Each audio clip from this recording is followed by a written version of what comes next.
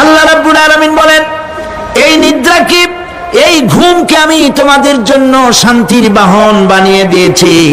আলাম ইয়ারাউ আন্না জাআলনাল লাইলা লিয়াসকুনু ফীহি ওয়ান নাহারা মুবসিরান ইন্না ফী যালিকা লাআয়াতিন লিকাওমি ইউমিনুন। তারা কি আল্লাহ পাকের এই কুদরতের কথা চিন্তা করে না, যে আমি রাতের আধার দিয়ে ধরনীর বুক ছেয়ে দেই, দিনের উজ্জ্বলতা, কোলাহল, গাড়ির আওয়াজ, ভ্যাঁ ভোঁ আওয়াজ হচ্ছে, কলকারখানার আওয়াজ হচ্ছে, সূর্যের বিরাট তাপ, ঘুম আসে না। সারাদিন কাজ করার পর শরীরের আরাম দেওয়ার জন্য রাতের একটি কালো চাদর পৃথিবীর উপরে আমি বিছায় দেই।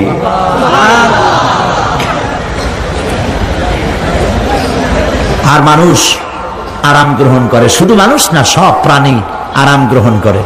সুবহানাল্লাহ। এবং এরপরে দিনের আলো দিয়ে উদ্ভাসিত করি, যেন বিশ্রামের পর নতুন করে আবার কাজের সমস্ত উদ্দীপনা নিয়ে নতুন করে কাজে ঝাঁপিয়ে পড়তে পারে। কয়েক ঘন্টা অথবা সারাদিন হাড় ভাঙা খাটুনি খেটেছে, রিক্সা চালাইছে, গাড়ি চালাইছে, আড়াই মনের বস্তা মাথায় করে টেনেছে, চিন্তা ভাবনা করেছে। এরপরে যখন এই লোকটি কয়েক ঘন্টা মাত্র নিদ্রা গেল, আরাম পেল, মস্তিষ্ক হালকা হয়ে গেল, হার্টবিট কমে গেল, হাতের পায়ের কর্মোদ্দীপনা বেড়ে গেল, নতুন করে আবার কাজ করার জন্য সুযোগ এসে গেল। দুনিয়ার মানুষকে কর্মক্ষম রাখার জন্য আল্লাহ পাক ঘুমকে বানিয়েছেন নিয়ামত। সুবহানাল্লাহ বলে। ওয়া মিন আয়াতিহি মানামুকুম বিল-লাইলি ওয়ান-নাহারি ওয়াবতিগাউ মিন ফাদলিহি। আল্লাহ পাক বলেন, তোমাদের রাত আর দিনের বেলায় নিদ্রা যাওয়া, এবং এটাই হচ্ছে তার অনুগ্রহ। রাত আর দিনের নিদ্রা যাওয়ার পরে আমার অনুগ্রহ অর্থাৎ রিজিক তালাশ করার জন্য শরীরের ভিতরে, মনের ভিতরে, হাত পায়ের মধ্যে কর্মের উদ্দীপনা আমি তোমাদের দিয়ে দেই। মহাবিজ্ঞানী আল্লাহ রাব্বুল আলামিনের এই বিশাল কুদরত এবং দয়া, যে মানুষকে তিনি ক্লান্তি দূর করার জন্য তিনি ঘুম দিয়েছেন, আলহামদুলিল্লাহ বলি। অনেক মানুষ আছে ঘুমাইতে পারে না, ঘুমাবার জন্য ফেনার গান খায়, ঘুমাবার জন্য ভ্যালিয়াম খায়, সিরাক্সিন খায়, রিল্যাক্সিন খায়, কত অক্সিজেন, অক্সিজেন, কত কিছু খায়, তারপরেও ঘুম আসে না। এই ঘুম যার আসে না, বিরাট নিয়ামত থেকে বঞ্চিত। ঘুম একটি নিয়ামত, আলহামদুলিল্লাহ বলি, আলহামদুলিল্লাহ বলি। বিশাল নিয়ামত ঘুম। আল্লাহ যে সমস্ত নিয়ামত আমাদের জন্ম থেকে শুরু করে এ পর্যন্ত বডির মধ্যে দিছেন, মৃত্যুর আগে আল্লাহ যেন একটিও কেড়ে না নেন, বলি আমিন। আল্লাহ রাব্বুল আলামিনের পরে বলেন, ওয়াজআলনাল লাইলা লিবাসা ওয়াজআলনান নাহারা মাআশা। আর রাতকে করেছি আচ্ছাদন, আবরণ, দিনকে রুজি কামাবার জন্য ব্যবস্থা করে দিয়েছি। দিনের বেলা রুজি কামাবেন, দিনের বেলায় ঘুমায় থাকবেন না। বহুত মানুষ আছে সকাল বেলায় ঘুম দিল, 12টা 1টা বাজে গেল। উর্দুতে ছোটবেলায় পড়েছিলাম, জিসনে সোয়া উসনে খোয়া, যে ঘুমাইলো সব সর্বনাশ করলো। অসময় ঘুমানো, অসময় ঘুমানো সর্বনাশ হয়ে যাবে সব। এই জন্য আল্লাহ পাক বলেছেন, দিনটারে বানাইছি রুজি কামাবার জন্য। রুজি কামাও, রুজি কামানো এটা হচ্ছে ইবাদত। রুজি কামানো কি? হালাল রুজি কামাবেন, ইবাদত। আপনি যে আপনার স্ত্রীকে একটা ব্লাউজ কিনে দেন, কাপড় চোপড়, প্রয়োজনীয় কসমেটিক্স কিনে দেন, আপনি যে বাজার ঘাট করেন, সব হালাল পয়সা যদি হয়, সাদকা দেওয়ার মতো সমান সওয়াব হবে। কোরআনে কারিমে রব্বুল আলামিন বলেন, কুল লাউ কুনতুম ফি বুয়ুতি بيوتكم لبرز الذين كتب عليهم القتل إلى مضاجعهم আল্লাহ পাক বলেন, হে নবী তুমি বলে দাও, তুমি শোনায় দাও, যাদের ভাগ্যে নিহত হওয়া আছে তারা যদি তাদের বিছানায় শুয়েও থাকে, প্রকোষ্ঠের ভিতরে থাকে, মৃত্যু সেখানে গিয়ে হাজির হবে, ওখানেই মৃত্যু হয়ে যাবে। মৃত্যুর সময় আসতে পরে মানুষকে মোটেই সময় দেওয়া হবে না, সময় যখন আসবে সময় মতো তাকে বিদায় নিতে হবে। সুতরাং ঈমান, আল্লাহর প্রতি ঈমান আনলে পরে মানুষের ভিতরে নির্ভীকতার সৃষ্টি হয়, সে কাউকে পরোয়া করে না আল্লাহ ছাড়া। চিল্লায় কোন সুবহানাল্লাহ, আরো জোরে বলেন সুবহানাল্লাহ। সাহস, বুক ভরা সাহস তার মধ্যে আসবে। এরপরে আল্লাহর প্রতি ঈমান আনলে পরে আরেকটি উপকার মানুষের হয়, এটা হলো 4 নম্বর উপকার। এটা কয় নম্বর? 4 নম্বরের উপকার হলো আল্লাহর প্রতি মানসিক প্রশান্তি আসে। সেই মানসিক প্রশান্তিটা হলো ইমানদার কখনো হতাশ হয় না, ইমানদার কখনো হতাশায় ভোগে না, নিরাশায় ভোগে না। যেহেতু কোরআন শরীফের ভিতরে আল্লাহ পাক বলেছেন, আল্লাহর রহমত থেকে কেবল কাফেররা ছাড়া আর কেউ নিরাশ হয় না। আল্লাহর রহমত থেকে নিরাশ হয় কারা? যেরকম কারা নিরাশ হয়?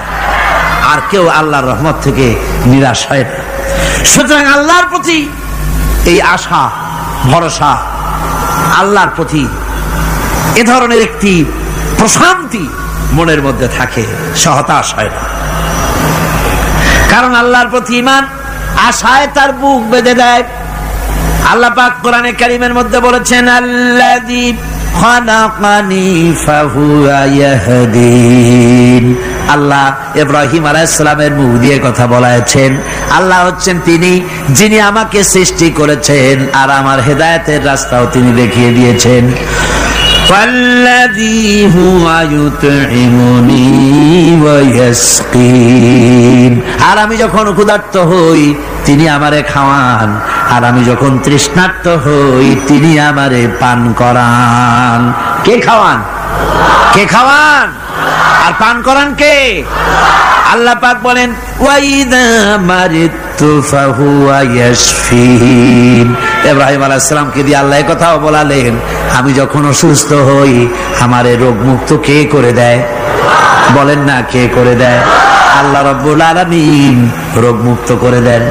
হযরত আইয়ুব আলাইহিস সালামের ঘটনা কোরআনে কারীমের মধ্যে আল্লাহ রাব্বুল আলামিন উঠায় দিয়েছেন, বলে দিয়েছেন যাতে করে মুমিনেরা মনের মধ্যে আল্লাহর প্রতি আশা ভরসা আনতে পারে। রোগ হয়েছে হযরত আইয়ুব আলাইহিস সালামের, এত অসুখ, অসুখে রোগে শোকে আত্মীয় স্বজন স্ত্রী পুত্র পরিজন সব তারে ছেড়ে গেল, গায়ে পোকা হয়ে গিয়েছে। 1 বছর 2 বছর নয়, বছরের পর বছর ধরে রোগাক্রান্ত অবস্থায় আইয়ুব আলাইহিস সালাম আছেন।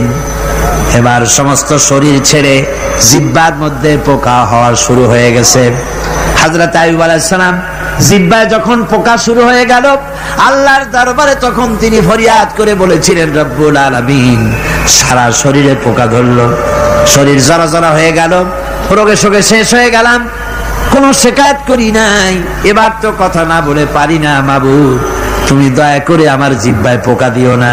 আমার জিহ্বাটা পোকা ধরেছে, দয়া করে পোকা জিহ্বায় দিও না, কারণ আমার জিহ্বায় যদি পোকা হয়ে যায় তাহলে তোমার মতো আল্লাহর জিকির আমি কি দিয়া করব? আমার জিহ্বাটা ভালো রাখো আল্লাহ। হযরত আইয়ুব আলাইহিস সালাম পড়েছিলেন, আন্নী মাসানি আদ-দুররু ওয়া আনতা আরহামুর রাহিমিন। আয় আল্লাহ, আমি রোগাক্রান্ত হয়ে পড়েছি আর তুমি তো রহমান রহিম। দোয়া মঞ্জুর হলো, আল্লাহ পাক আইয়ুব আলাইহিস সালামকে রোগ মুক্ত করে দিলেন। রোগ হলে পরে কে সেরে দেয়? কে সেরে দেয়? আল্লাহর প্রতি এই আশা, এই ভরসা, এই চিন্তা থাকতে হবে। আল্লাহ পাক বলেন, যখন আইয়ুব আমার কাছে দোয়া করলো আমিও জবাব দিয়া দিলাম। কোন সুবহানাল্লাহ। আল্লাহ পাক বলেন, ফাকাশাফনা মা বিহি মিন দুররিন ওয়া আতাইনাহু আহলাহু ওয়া মিসলাহুম মাআহুম রাহমাতাম মিন ইনদিনা। আমি তার কষ্ট দূর করে দিলাম, তার হারানো স্বাস্থ্য ফিরাই দিলাম, এবং তার সাথী সঙ্গীদেরকে আমার পক্ষ থেকে আমার রহমত দিয়ে তার কাছে সব আবার আমি ফিরাইয়া দিলাম। সুতরাং মুমিন ব্যক্তি কখনো হতাশ হবে না। চতুর্দিকে দেখে বিপদ আর বিপদ, এই বিপদে সে হতাশ হয় না, আশায় বুক বেঁধে থাকে। নিরাশার আধারে তুমি হে আশার নূর, যেখানে বেরোবার কোনো পথ নাই সেখান থেকে পথ বের করে দেয় কে? চিল্লা এখন কে দেয়? আমার আল্লাহ পাক। দেখেন হযরত ইউসুফ আলাইহিস সালাম হারায় গেলেন, মানে তার 11 ভাই ইউসুফ আলাইহিস সালামকে কুয়ার মধ্যে ফেলাই দিলেন। আর এসে তারা বলল যে ইউসুফ আলাইহিস সালামকে বাঘে খায়া ফেলেছে। এটা কি গল্প নাকি? এটা কোথায় আছে? কোরআন শরীফের মধ্যে আছে। ওই 11 ভাই মনে করেছিল ইউসুফ আলাইহিস সালাম রে কুয়ার মধ্যে ফেলাই দিলাম, এ কুয়ার মধ্যে পচে মরবে, শেষ হয়ে যাবে। কিন্তু ওই 11 ভাই জানে না এটা কোনো কুয়া নয়, এটা হলো একটা সুড়ঙ্গ পথ, এটা হলো একটা টানেল। এক মুখে ইউসুফকে ফেলাই দিল 11 ভাই, কুয়ার আরেক মুখ থেকে আল্লাহ হযরত ইউসুফকে বের করে মিশরের সিংহাসনে বসায়া দিলেন। ওরা বুঝে না, তাই চিরকাল পাপীরা আল্লাহর বান্দাদেরকে, আল্লাহর দ্বীনের গোলামদেরকে অত্যাচার করে, মনে করে শেষ করে ফেলাবো, কিন্তু শেষ আল্লাহর গোলামেরা হয় না, ওরাই শেষ হয়। নির্মূল যারা করতে চায় ওরাই নির্মূল হয়ে যায়। টিকে থাকে কে? আল্লাহর গোলামেরা। টিকে থাকে কে? আল্লাহর গোলামেরা টিকে থাকে। নির্মূলের নির্মূলই হয়ে যায় সব সময়। ঠিক কিনা কর? জোরে বলেন ঠিক কিনা? ভাইরা আমার, হযরত ইয়াকুব আলাইহিস সালাম ছেলের চিন্তায় চিন্তায় চোখ দুটো অন্ধ হয়ে গেছে, কাঁদতে কাঁদতে চোখ অন্ধ হয়ে গেছে। কিন্তু হতাশ হন নাই, কারণ হতাশ হবে কেবলমাত্র কাফেরেরা। হতাশ হয় কারা? আল্লাহ বলেছেন হতাশ হয় কাফের, ইমানদার কখনো হতাশ হয় না।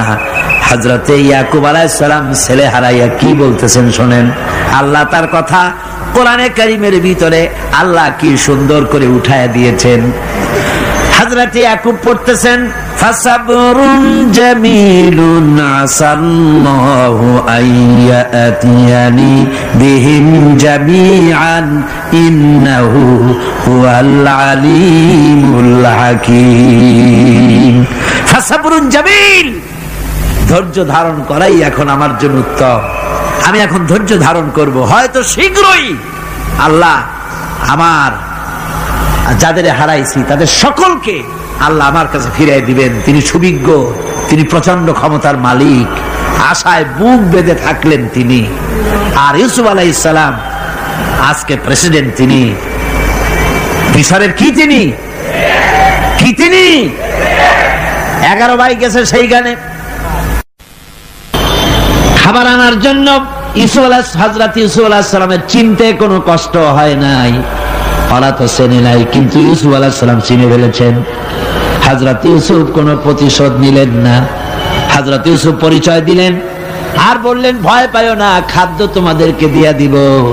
তোমাদের ব্যাপারে আমার বক্তব্য হচ্ছে লা তাসরিবা আলাইকুমুল ইয়াউম, তোমাদের বিরুদ্ধে আমার কোনো ক্ষোভ নাই, বিদ্বেষ নাই, মাফ করে দিলাম। এই জামাটা নিয়ে যাও, আমার আব্বার জন্য এই জামাটা নিয়ে যাও। জামা নিয়ে যাচ্ছে মিশর থেকে। কোথায়? কেনান। কোথায়? মিশর। মিশর থেকে ইউসুফ আলাইহিস সালামের জামা নিয়ে ছেলেরা কেনানের দিকে যাচ্ছে। আর এদিকে হযরত ইয়াকুব বলতেছেন আমি যেন আমার নাকের ভিতরে ইউসুফের গন্ধ পেতেছি। সুবহানাল্লাহ। জামা চলে এলো, চোখের উপরে তিনি রাখলেন, আল্লাহ চোখ ভালো করে দিলেন। সুবহানাল্লাহ। ভাইরা আমার, এই জন্য যারা আল্লাহর উপরে ভরসা করে আল্লাহর ঈমান যাদের মধ্যে এসে যায়, ঈমান বিল্লাহর বড় উপকার হলো সে হতাশ হয় না, যত বড় বিপদ হোক হতাশ হয় না। দেখেন ইউসুফ আলাইহিস সালামকে কেমন করে জুলাইখা ঘেরাও করে ফেলে দিয়েছে, দরজা বন্ধ, তালা বন্ধ, জানালা বন্ধ, ছিটকানি মারা, খিল মারা, তালা দেওয়া, বেরোবার কোনো পথ নাই, চতুর্দিকে নগ্ন চিত্র। এবার জুলাইখার কুপ্রেত প্রবৃত্তিকে চরিতার্থ করতে হবে, খারাপ কাজ করতে হবে, বেরোবার পথ নাই। হযরত ইউসুফ আলাইহিস সালাম তিনি জানেন দরজা সব বন্ধ, পালাবার পথ নাই, কিন্তু আল্লাহ রাব্বুল আলামিনকে তিনি ভয় করলেন। যুবক মানুষ, আল্লাহ রাব্বুল আলামিনকে ভয় করলেন। রাব্বুল আলামিনকে ভয় করে তিনি তালাবদ্ধ দরজার দিকে দৌড় মারলেন। রব্বুল আলামিন আপন কুদরতে সবগুলি দরজা খুলে দিলেন। ওয়া ইয়াত্তাকিল্লাহা ইয়াজআল লাহু মাখরাজা। যে ব্যক্তি আমারে ভয় করে, আমার পথে চলতে চায়, আমি রাস্তা খুলে দেই। সুবহানাল্লাহ ওয়া বিহামদিহি। সুতরাং ঈমানে বুক বাঁধো জওয়ানেরা, তরুণেরা, হতাশ হওয়ার কোনো কারণ নাই, আশায় বুক বেঁধে থাকো। আপনারা বলেন এই পৃথিবীতে ইউনূস আলাইহিস সালাম যে বিপদে পড়ছিলেন, এর চাইতে বড় বিপদ পৃথিবীতে কিছু হতে পারে? আপনাদের চিন্তায় বুঝি পারে? এই দিকের লোকেরা কথাই কয় না মুঠো। কি বলেন পারে? এত বড় বিপদ চিন্তাও করা যায়। কোরআনে কারীমের মধ্যে আল্লাহ রাব্বুল আলামিন বলেন, ওয়াযান্নুন ইয যাহাবা মুগাদিবান ফাযান্না আন লান নাকদিরা আলাইহি। ইউনূস আলাইহিস সালামকে যখন মাছে গিলে ফেলে দিল, মাছ এবার পানির অতল তলদেশে চলে গেছে। মাছের পেটের ভিতরে দরজা নাই, জানালা নাই, ছিদ্র নাই, পালাবার কোনো পথ নাই। আছে? আছে? ফানাদা ফিল যুলুমাতি আন লা ইলাহা ইল্লা আনতা সুবহানাকা ইন্নী কুনতু মিনাজ জালিমিন। জানেন নাই দোয়া? পড়েন সবাই, লা ইলাহা ইল্লা আনতা সুবহানাকা ইন্নী কুনতু মিনাজ জালিমিন। হায় আল্লাহ, তোমার পবিত্রতা ঘোষণা করতেছি, তুমি ছাড়া কেউ নাই, আমার তো আর বাঁচার উপায় নাই, আমি আমার উপরে জুলুম করেছি, আর তোমার পবিত্রতা ঘোষণা করতেছি। জিকির করতেছেন তিনি মাছের পেটের মধ্যে বসে। আল্লাহ রাব্বুল আলামিন বলেন, ইউনূস আলাইহিস সালাম মাছের পেটের ভিতরে বসে যে চিৎকারটা মারলেন, দুনিয়ায় কোনো তার বন্ধু বান্ধবেরা শোনে নাই, কোন রাজা বাদশারা শোনে নাই। মাছের পেটের মধ্যে ফানাদা ফিল যুলুমাত, যুলুমাত হলো জমায় কাসির। এখানে তিনটা অন্ধকার ছিল। কয়টা অন্ধকার? একটা হলো মাছের পেটের অন্ধকার, একটা হলো রাতের অন্ধকার, আর একটা হলো পানির অন্ধকার। ত্রিবিধ অন্ধকারের ভিতর থেকে ইউনূস আলাইহিস সালাম হতাশ হয়ে যান নাই, তিনি চিৎকার মেরে আল্লাহরে ডাক দিলেন। আল্লাহ কয়, আমি ডাক শুনছি, কেউ তোমার ডাক শোনে নাই, আমি তোমার আরশের মালিক, আমি আল্লাহ শুনতে পেয়েছি, শুধু শুনি নাই, জবাবও দিয়া দিলাম। ফাস্তাজাবনা লাহু ওয়া নাজ্জাইনাহু মিনাল গাম্মি ওয়া কাযালিকা নুজিল মুমিনিন। পড়েন না সবাই, ফাস্তাজাবনা লাহু ওয়া নাজ্জাইনাহু মিনাল গাম্মি ওয়া কাযালিকা নুজিল মুমিনিন। আমি ডাকে, আমি আল্লাহ পাক বলেন, আমি ইউনূসের ডাক শুনলাম, ডাকের জবাব দিয়া দিলাম, আর মাছের পেটের ভিতরে বেদনার সৃষ্টি করে দিলাম। মাছ এবার ভেসে উঠলো। মাছের আর এখন কোন উপায় নাই বমি করা ছাড়া। মাছ কিনারায় চলে এলো, ইউনূসকে বমি করে ফেলে দিল। আল্লাহ কয়, শোনো দুনিয়ার মানুষেরা, শুধু ইউনূস আলাইহিস সালামকে নয়, ওয়াকাযালিকা, এইভাবে করে আমার মুমিন বান্দারা যদি বিপদে পড়ে আর আমারে ডাকে, আমি রব্বুল আলামিন এইরকম বিপদ দিয়া বাঁচায়া দেব। বিপদ থেকে বাঁচাবেন কে? সুতরাং গতকালকের মতো আবারও বলি, বিপদ আসতে পরে মুসলমানেরা মাজারে দৌড়ায় বেশি। কন নাউযুবিল্লাহ, জোরে কন নাউযুবিল্লাহ। বিপদ আসে আর মাজারে চলে যায়, যাইয়া সেখানে কাঁদবে, মাজারের উপরে মাথা ঘা দিতে থাকে, পয়সা দেয়, মুনাজাত করে, কাঁদতে থাকে, মাজারওয়ালার কাছে বিপদ মুক্তি চায়। নাউযুবিল্লাহ পড়ে, আবারও কন নাউযুবিল্লাহ। বিশ্বাস করুন আমার ভাইরা, বিশ্বাস করুন, আল্লাহর কোরআন আমার হাতে। মাজারওয়ালার কাছে কানলে পরে ওই মাজারে যিনি শুয়ে আছেন, আল্লাহর কসম তার কোনো ক্ষমতা নাই আপনাকে বিপদ থেকে বাঁচাতে পারে। আছে ক্ষমতা?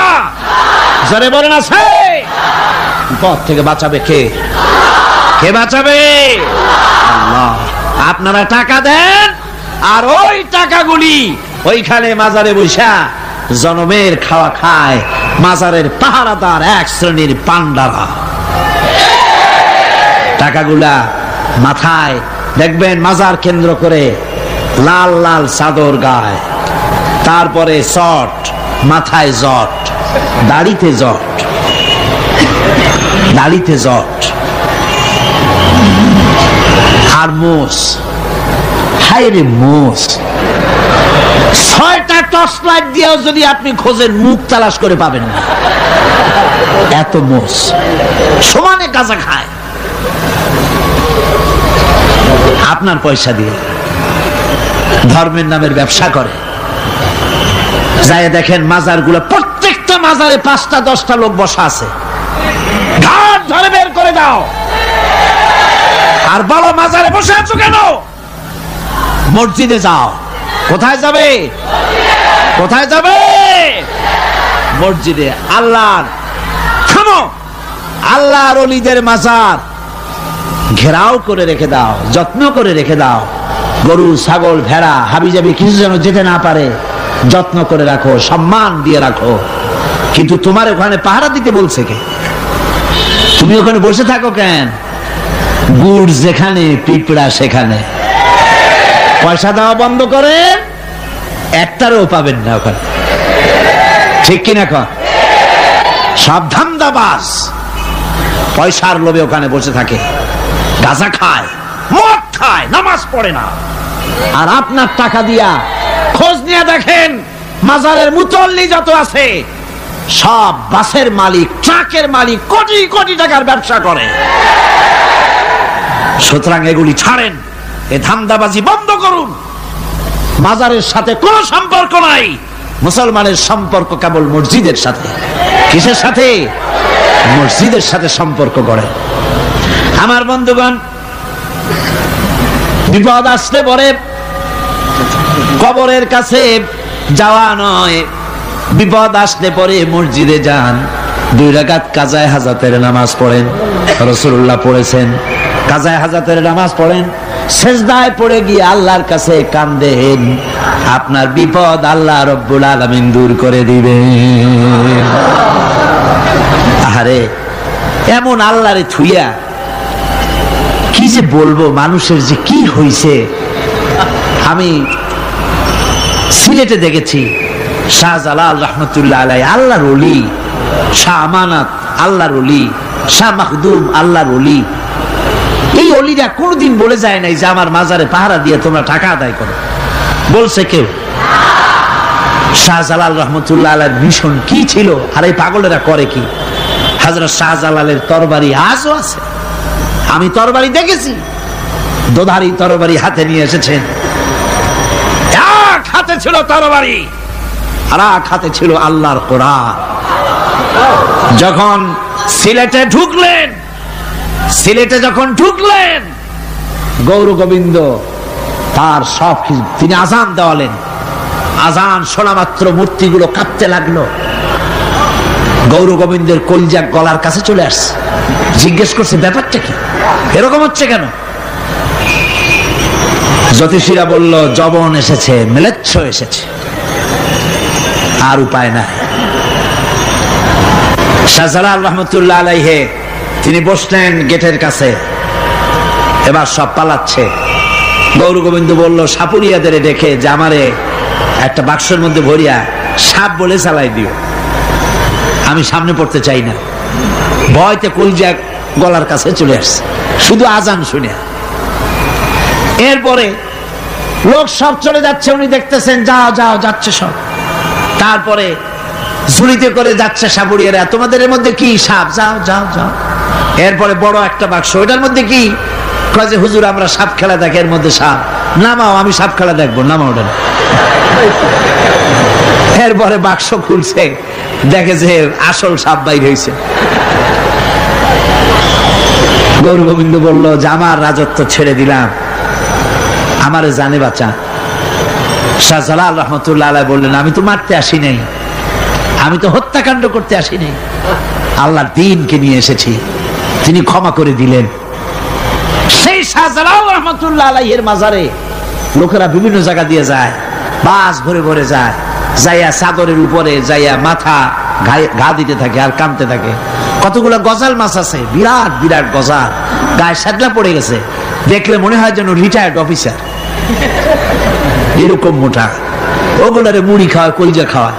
একটা কুয়া আছে, পানি এত ফসা, কয় যে এইটার আর এক মুখ হলো জমজমের সাথে মিশানো।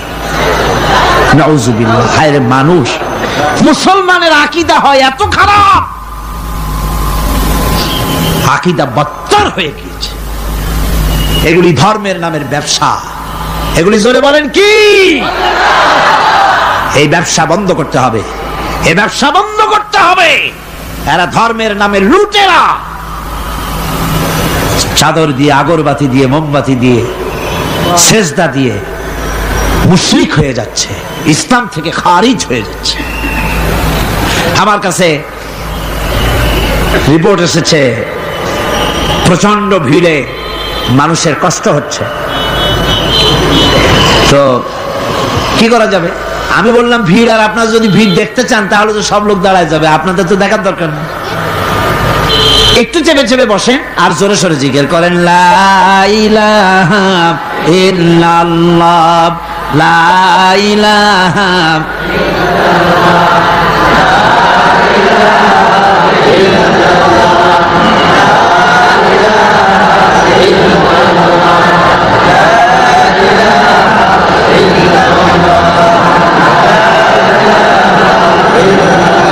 আপনি কিন্তু বসেই এগোতে পারতেন, দাঁড়ালে পরে ডিস্টার্ব হয়, হাঁটলে পরে ডিস্টার্ব হয়। নিজের কপালটারে খারাপ করেন না, এত সুন্দর আল্লাহর কথা শোনা থেকে নিজেকে মাহরুম করতে চেষ্টা করেন না। নিজেও শোনেন, অপরকেও শুনতে দেন। বসেন, মাজা ব্যথা করবে না, আল্লাহ মাজা ব্যথা ভালো বানায় দেবে যত সময় বসবেন। কোন আলহামদুলিল্লাহ।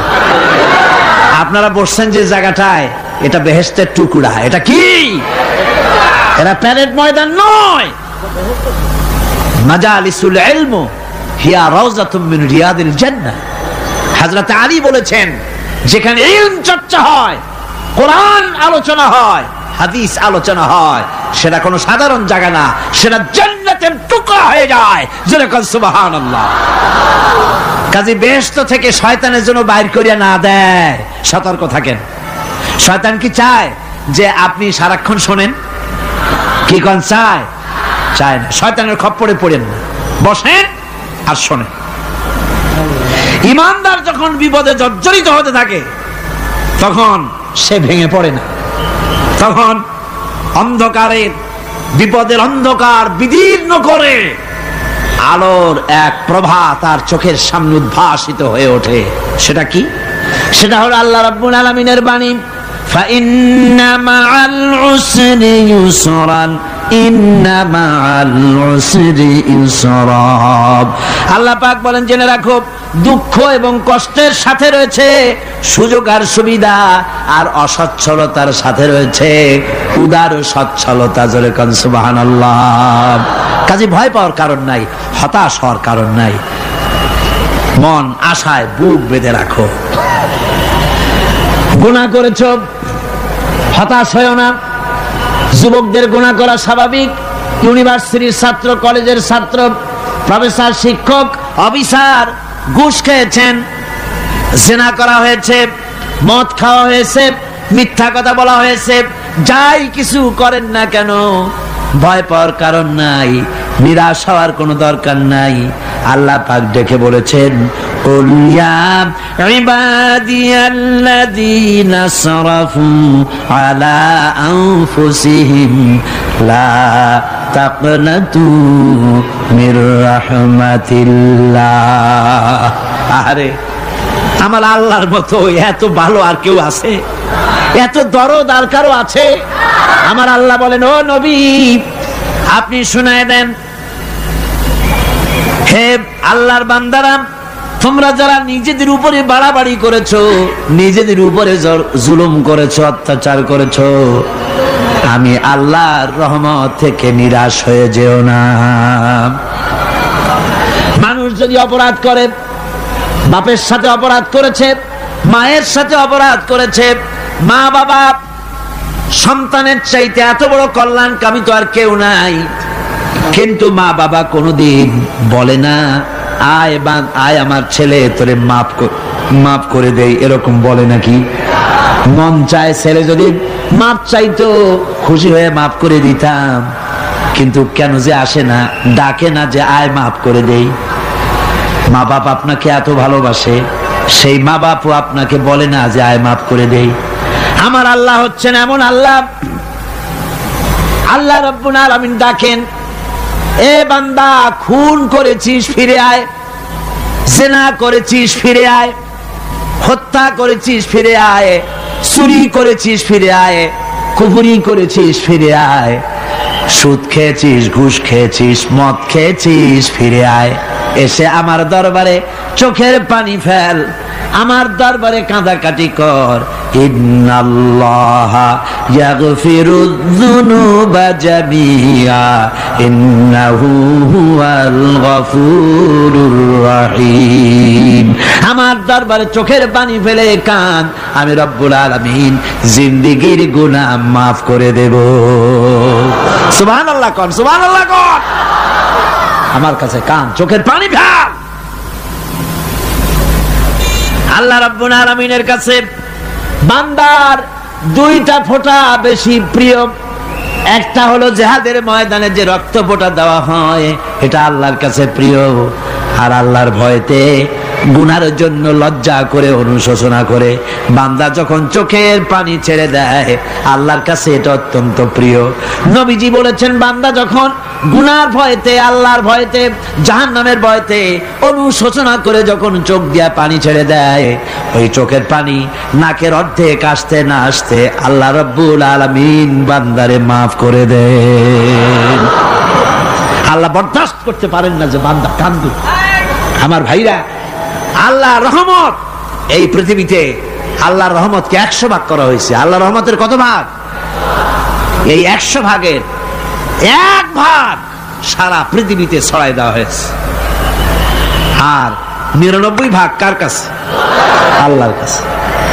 একটা ভাগ দুনিয়া ছড়ানো হয়েছে আদম আলাইহিস সালাম থেকে নিয়ে এই পর্যন্ত, এখান থেকে নিয়ে কিয়ামত পর্যন্ত পৃথিবীতে যত মানুষ আসবে, যত প্রাণী আসবে, তাদের মধ্যে প্রাণী জগতেও গাভী তার বাছুরকে ভালোবাসে ঠিক কিনা, হাতি তার বাচ্চাকে ভালোবাসে ঠিক কিনা, মুরগি তার বাচ্চাকে ভালোবাসে কিনা, প্রত্যেক মাই তার সন্তানকে ভালোবাসে মানুষের মতো।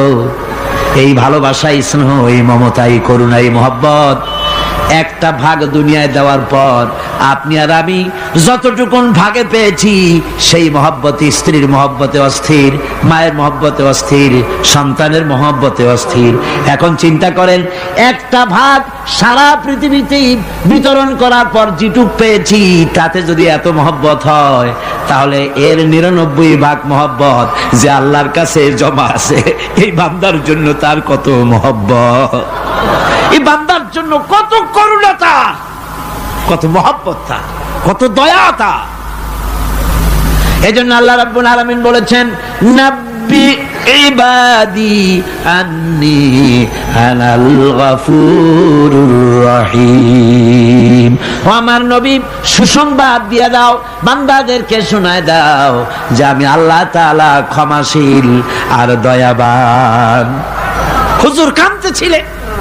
হযরত ওমর রাদিয়াল্লাহু তাআলা আনহু এসে দেখেন হুজুর একা কাঁদতেছে। হুজুর জিজ্ঞেস করছেন, হযরত ওমর জিজ্ঞেস করলেন, হুজুর আপনি কাঁদেন কেন একা একা? হযরত ওমর বলেন, আমি যখন প্রশ্ন করলাম নবীজি বললেন, আমার কাছে কিছু আগে জিবরাইল এসেছিলেন। জিবরাইল এসে আমাকে বললেন, আল্লাহ পাক বলেছেন, হে আমার নবী, ইসলামের ভিতরে থেকে যে সমস্ত মানুষগুলি ইসলামের ভিতরে থেকে চুল আর দাড়ি পাকায় দিছে, কিয়ামতের দিন এই লোকগুলারে আমি শাস্তি দিতে আমার শরম হবে। হযরত ওমর বলেন, হুজুর উম্মতের জন্য কত বড় খোঁজ খবর এটা, আর আপনি কাঁদতেছেন। হুজুর বলেন, ওমর তুমি জানো না আমার কান্নার কারণ ভিন্ন। আমার কান্নার কারণ হলো যে আল্লাহ রাব্বুল আলামিন কিয়ামতের দিন দাড়ি চুল পাকা বান্দারে শাস্তি দিতে শরম করবেন। সেই দাড়ি চুল পাকা বান্দাগুলি আল্লাহর সাথে নাফরমানি করতে শরম করে না। আমি এই লজ্জায় কাঁদতেছি। ভাইরা, হুজুর আল্লাহ পাক বলেন, ও আমার নবী, রাতের আধারে যখন একটা বুড়া আমার দরবারে হাত উঁচু করে, একটা বুড়া মানুষ রাতের আধারে যখন আমার দরবারে হাত উঁচু করে আর যখন বলতে থাকে, রব্বুল আলামিন আমার পেছনের জীবনটা বড় খারাপ করেছি, এমন কোন কাজ জীবনে করি নাই যা তোমার কাছে কিছু দাবি করতে পারি, সব রকমের নাফরমানি করেছি, আজ আমি বুড়া হয়ে গেছি, কামাই করতে পারি না, ছেলে আমাকে চোখে দেখতে পারে না, পুত্রবধূ আমাকে ঘরে জায়গা দেয় না, আমার স্ত্রী আমাকে দেখতে পারে না, রোজগার করতে পারি না, হাঁটতে পারি না, চলতে পারি না, সবার কাছে আমি তিতা হয়ে গেছি, আমি দাঁড়াতে পারি না, কোমরে ব্যথা পাই, হাঁটুতে ব্যথা পাই, চলতে পারি না, কানে শুনতে পাই না, চোখে দেখতে পারি না, আর তোমার কাছে কিছু চাইয়া নেব এমন ভালো কাজও করি নাই। এইভাবে যখন বান্দা কাঁদতে থাকে আমার দরবারে, ও আমার হাবিব আমার রহমতের দরিয়ায় জোশ মেরে যায়, আমার শরম হয় এই বুড়াটারে কেমনে খালি হাতে ফিরাইয়া দেই। সুবহানাল্লাহ, সুবহানাল্লাহ। আমার আল্লাহর এত দয়া, আমার আল্লাহর এত মায়া, এত মহব্বত। আমার আল্লাহ রাব্বুল আলামিন বলেন, ওয়াইদা সালাকা ইবাদি আন্নি ফাইন্নী করিব। আমার হাবিব, আমার বান্দা আমার ব্যাপারে প্রশ্ন করে, আমি বান্দার একদম নিকটে।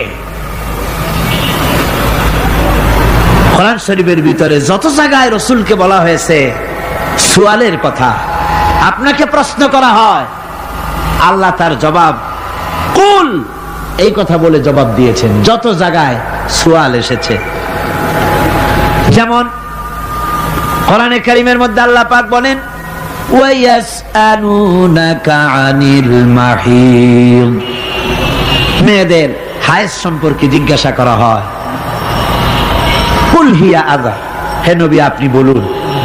এভাবে করে কুল দিয়ে জবাব দেওয়া হচ্ছে। আবার প্রশ্ন করা হচ্ছে, ওয়ায়াসআলুনাকা আনিল আনফাল, এই গনিমতের মাল সম্পর্কে হুজুর আপনাকে, হে নবী আপনাকে প্রশ্ন করা হয়। আল্লাহ কুল দিয়া জবাব দিলেন। আল্লাহ বলেন আপনি বলেন। ওয়ায়াসআলুনাকা আনিল খামরি ওয়াল মাইসির, আল্লাহ পাক বলেন নবী আপনারে প্রশ্ন করা হয়, কুল ফিহিমা ইসমুন কাবীর, আল্লাহ কুল দিয়া বললেন তুমি বলো। আবার বলা হলো, ওয়ায়াসআলুনাকা আনিল আহিল্লা কুল হিয়া মাওয়াকিতু লিন্নাস, নবী আপনাকে প্রশ্ন করা হয় চাঁদের ক্রমবর্ধমান এবং ক্রমহ্রাস, এই যে বাড়ে আর কমে, পূর্ণিমা হয় অমাবস্যা হয়, কেন হয়? আপনি বলুন কুল, আপনি বলেন এটা আমি অক্ত এবং সময়, বছর আর দিন গণনা করার জন্য পৃথিবীবাসীদের জন্য বিনা পয়সায় একটা ক্যালেন্ডার বানাইয়া আকাশে ঝুলাই রেখেছি।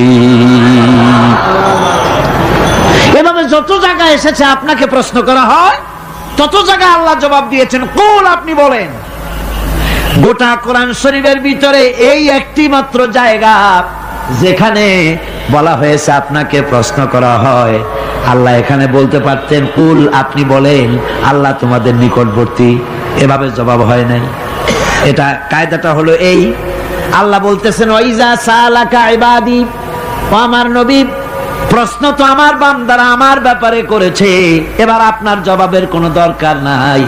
প্রশ্ন আমার ব্যাপারে, আমি নিজে জবাব দিয়ে দেই। ফা ইন্নী কারীব, ও বান্দা আমার ব্যাপারে প্রশ্ন করেছিস, জবাব আমি দেই, আমি তোর সবচাইতে বেশি নিকটে। সুবহানাল্লাহ, কত নিকটে? ওয়ানাহনু আকরাবু ইলাইহি মিন হাবলিল ওয়ারিদ, তোর যে রগ, এই শাহরগের চাইতেও আমি তোর বেশি কাছে। সুবহানাল্লাহ, আমারে ডাক, আমারে ডাক, কলিজা দিয়ে ডাক, অন্তর দিয়ে ডাক। মনের থেকে মানুষ যদি ডাকে, মুখের ডাক আর মনের ডাক এক জিনিস নয়।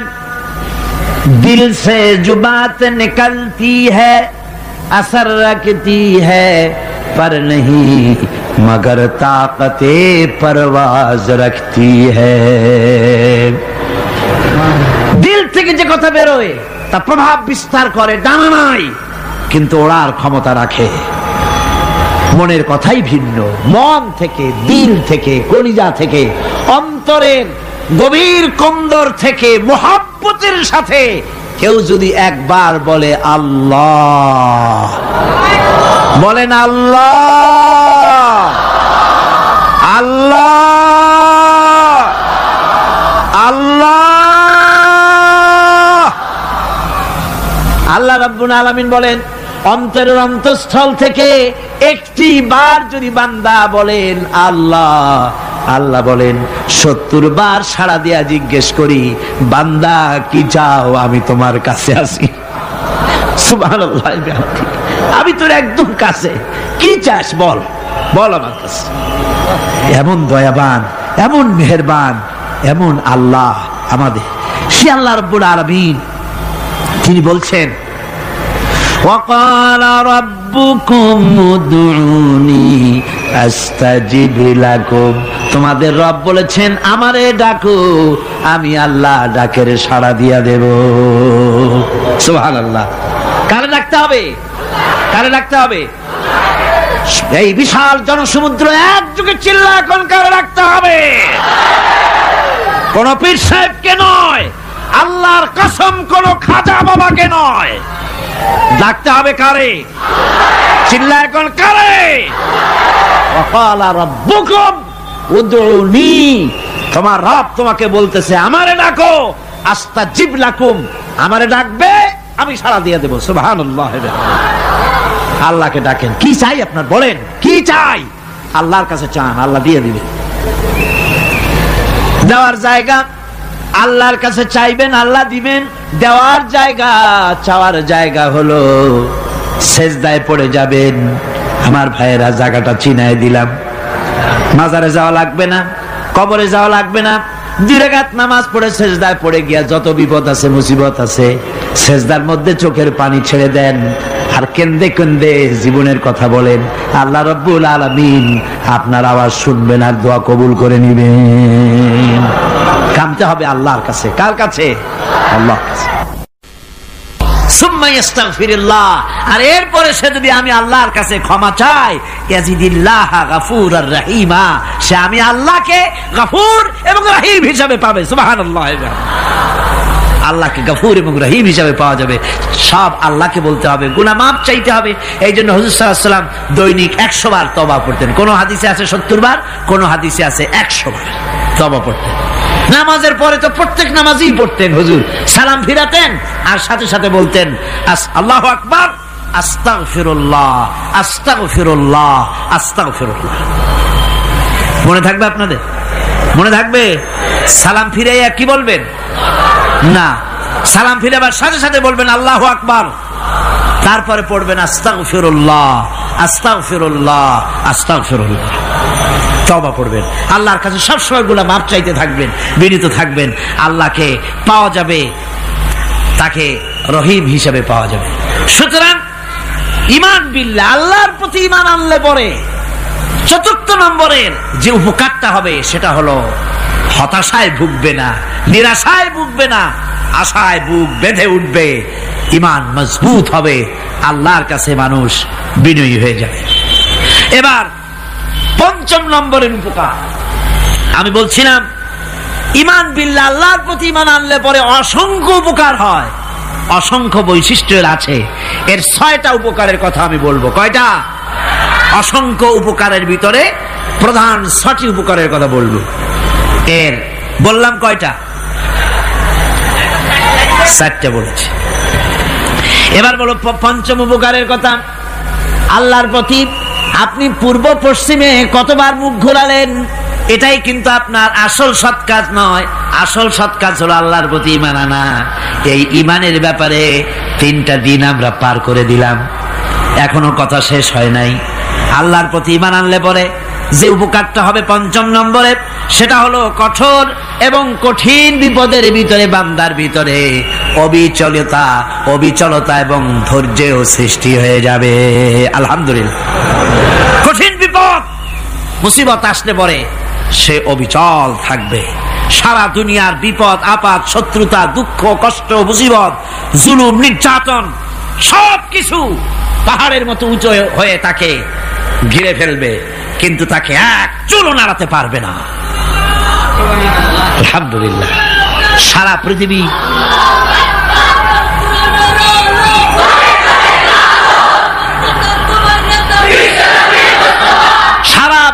একদিকে আর সে একা একদিকে থাকবে। বিরোধিতা তো হবেই, বিপদ তো আসবেই। কবি বলতেছেন, সাথে জাকা রহা হ্যায় अज़ल से ता इमरोज, सतेजा का रहा है अज़ल से ता इमरोज, चरागे मुस्तफावी से शरारे बुलहबीस।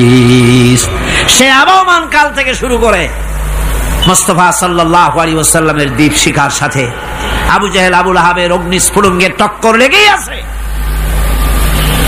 রাসূলুল্লাহর আল্লাহর দেওয়া এই বিধান, এই দ্বীনের বাতিটা টিম টিম করে চলেছে। আর গোরকি, টর্নেডো, হাজার হাজার মাইল বেগে হেরিকেন এসেছে, গোরকি এসেছে, টর্নেডো এসেছে, টাইফুন এসেছে, কিন্তু এই আলো নিবাইতে পারে নাই। সুবহানাল্লাহ।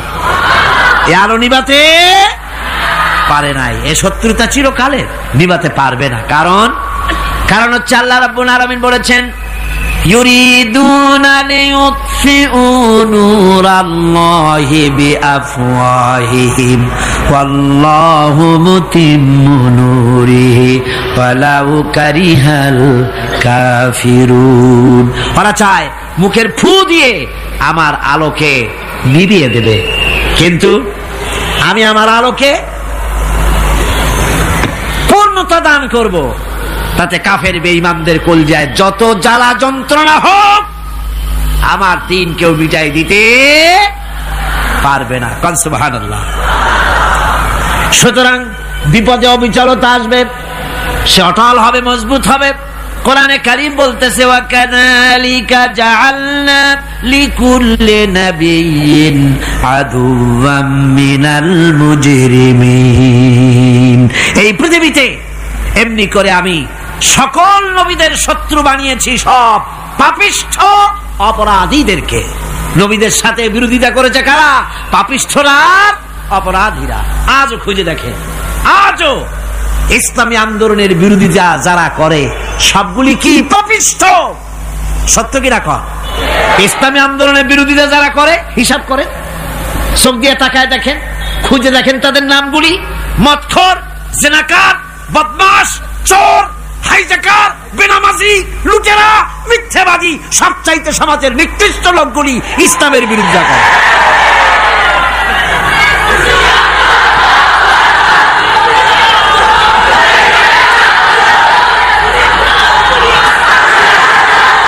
নবীদের নবীদের শত্রু আল্লাহ বলেন সব যুগে নবীদের সাথে শত্রুতা করেছে পাপিষ্ঠরা। আল্লাহর কথা, কার কথা? সকল যুগে নবীদের সাথে শত্রুতা করেছে পাপিষ্ঠরা, নিকৃষ্ট ধরনের অপরাধীরা।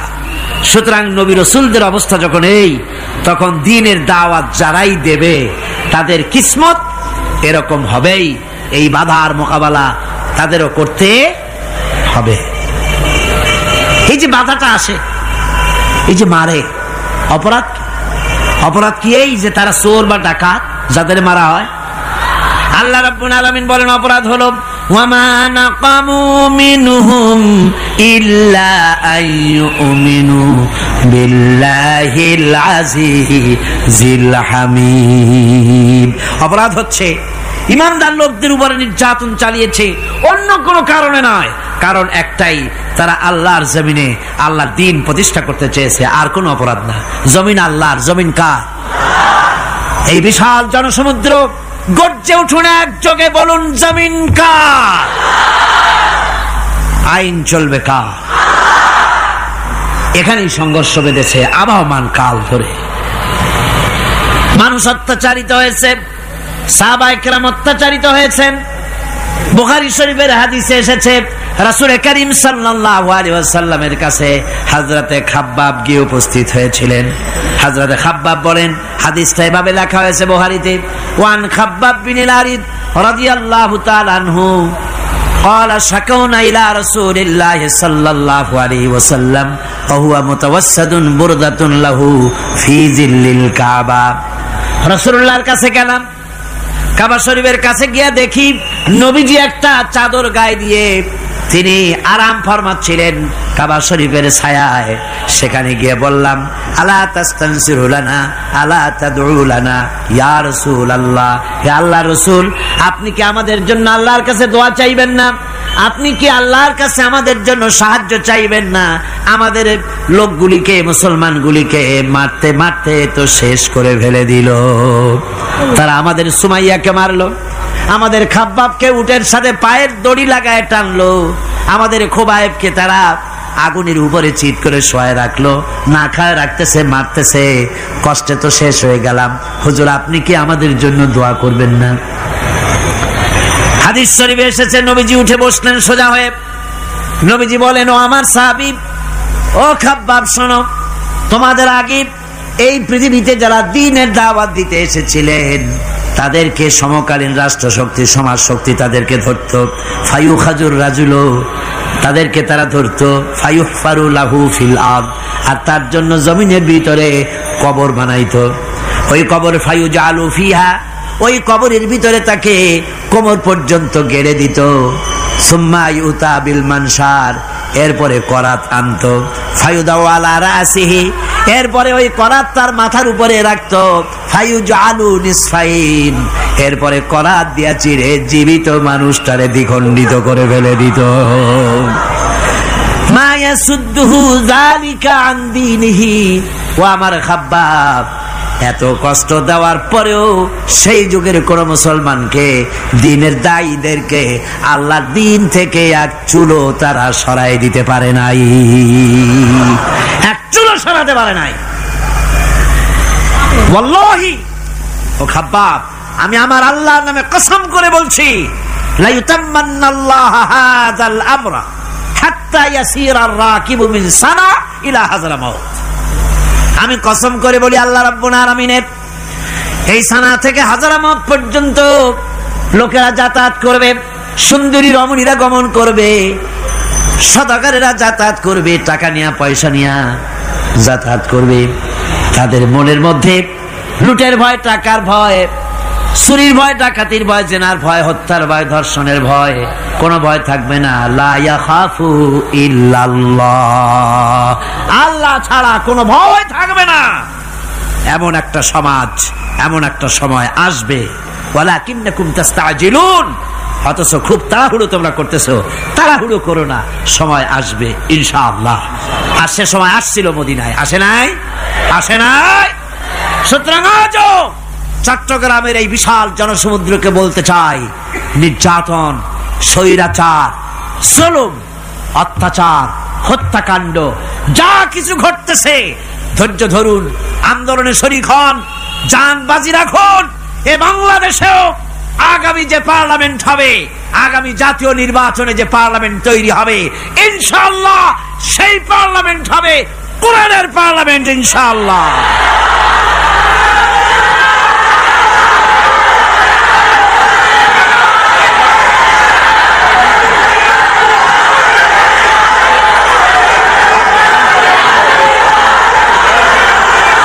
আমার ভাইয়েরা, আমার বন্ধুগণ, কঠিন বিপদে অবিচলতা এবং ধৈর্যের দৃষ্টান্ত রেখে গেছেন আম্বিয়া আলাইহিমুস সালাম। সুবহানাল্লাহ।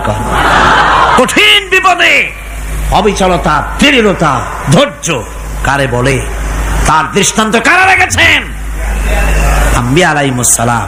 ওনারাই আমাদের আদর্শ, নবীরাই আদর্শ। সাহাবায়ে কেরাম রিদওয়ানুল্লাহ তাআলা আলাইহিম আজমাইন আমাদের আদর্শ। ভাইরা আমার, মুসা আলাইহিস সালামকে ফেরাউন যখন ঘিরে ফেলে দিল, কোরআনের সব কথা গল্প গুজবার ইতিহাসের জন্য লেখা হয় নাই। কোরআনের মধ্যে যা লেখা হয়েছে সব বান্দাদের উপদেশের জন্য, যাতে করে লোকেরা চিরটা কাল এর থেকে উপদেশ নিয়ে নিজেদের তৈরি করতে পারে। জোরে বলেন সুবহানাল্লাহ। মুসা আলাইহিস সালামের কথা আল্লাহ বলেন, ফেরাউন তাকে ঘিরে ফেলে দিল, পালাবার রাস্তা নাই। ফালাম্মা তারা আল জামআন ক্বালা আসহাবু মূসা ইন্না লামুদরাকুন। মুসা আলাইহিস সালামের উম্মতরা বললেন, হে মুসা, পাকড়াও হয়ে গেছি, পালাবার রাস্তা নাই। তিন দিক থেকে আমাদেরকে ঘেরাও করেছে ফেরাউনের শক্তি। সামনে কি? দরিয়া, আর তিন দিকে কি? ঘেরাও আন্দোলন। পালাবার পথ নাই, পালাবার পথ নাই। সারাশি আক্রমণ, ঘেরাও আন্দোলন। এই যে ঘেরাওটাও তো আজকে নতুন নাই, ঘেরাও আসছে অনেক আগের থেকে। আসলে কথা বুঝতে পেরেছেন? মাইক না থাকলে আমি কি করবো কোন? আজকে এরকম হচ্ছে কেন? আগামীকাল ঠিক হবে ইনশাআল্লাহ, রাগ করেন না। গান হচ্ছে, বসেন বসেন। শয়তান ঢুকছে মাইকের মধ্যে। অনেক সময় হয় কি, মাইকের হাই পাওয়ারের যে মেশিন আছে, এর ভিতরে ইথার থেকে রেডিওর ওই গানগুলি ওর মধ্যে ঢুকে পড়ে। কথা বুঝতে পেরেছেন? এই জন্য শয়তান তো আর বসে থাকে না, ওরও তো কিছু করার আছে। ধৈর্য ধরেন, ধৈর্য ধরেন। কালকে অপারেটরদেরকে মাওলানা শামসুদ্দিন সাহেবের কাছে অনুরোধ করবো, অপারেটর একটু ভালো করে হেদায়েত করে দেবেন মাইকে। আজকে আমার নিজেরও কষ্ট হচ্ছে, আমিও বুঝতে পারছি না যে আমার কথাগুলি কি আওয়াজে বেরোচ্ছে, যার জন্য আমাকে বেশি চিল্লাইতে হচ্ছে। বক্তাকে কি লাউডে তার কথা বেরোচ্ছে তা তার কানে আসতে হয়, তাহলে বোঝা যায় যে আমার কথাগুলি কিভাবে বেরোচ্ছে। এটা এই অবস্থায় সিচুয়েশন আজকে নাই, এবং লোকেরাও মাইকের ব্যাপারে আজকে অভিযোগ করেছে, যা বিগত 16 বছরে করে নাই। সেটের ব্যাপারে কোথাও কোনো অসুবিধা হয়েছে? মাইকটা ভালো, এবং মাইক যারা দেন প্রতি বছর খেদমত করে, আল্লাহ তাদের প্রতি রহম করুন। সবাই বলেন আমিন।